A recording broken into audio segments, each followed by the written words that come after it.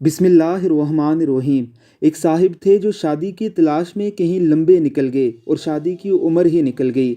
आखिर एक दिन जवान लड़की पसंद आ गई तो रिश्ता भेज दिया। जवान लड़की ने दो शर्तें रखी और शादी पर तैयार होगी। पहले ये कि हमेशा जवानों में बैठोगे, दूसरा ये कि हमेशा दीवार पलांग के घर आया करोगे। बाबा जी जवानों में ही बैठते और गप्पे लगाते।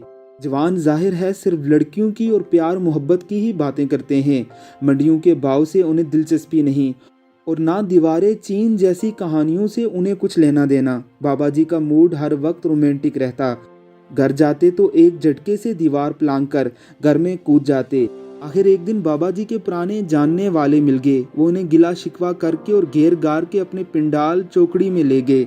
अब वहाँ क्या बातें होना थी। यार घुटनों के दर्द से मर गया हूँ, बैठकर नमाज पढ़ता हूँ।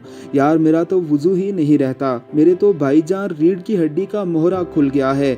डॉक्टर कहता है झटका ना लगे। यार मुझे तो नज़र ही कुछ नहीं आता। कल पानी के बजाय मिट्टी का तेल पी गया हूँ। ड्रिप लगी है तो जान बची है। बाबा जी जो जो उनकी बातें सुनते गए तो उनका मोराल ज़मीन पर लगता गया। जब उनका मोराल गिरते गिरते ठीक पाताल में पहुंच गया तो मजलिस बर्खास्त हो गई और बाबा जी घसीटते पाँव के साथ घर को रवाना हो गए।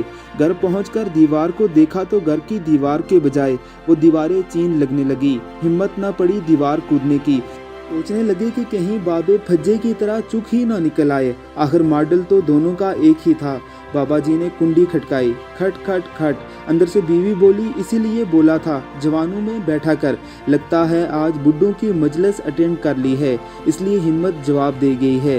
नतीजा ये निकला कि इंसान बूढ़ा नहीं होता, उसकी मजलिस और उसकी गैदरिंग उसे बूढ़ा कर देती है।